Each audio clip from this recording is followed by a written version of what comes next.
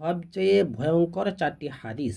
রসুলুল্লাহ সাল্লাল্লাহু আলাইহি ওয়াসাল্লাম বলেছেন, যে ব্যক্তি অন্যের গুনাহ নিয়ে খোঁটা দেয়, আল্লাহ তাকে সে গুনাহ না করানো পর্যন্ত মৃত্যু দিবেন না।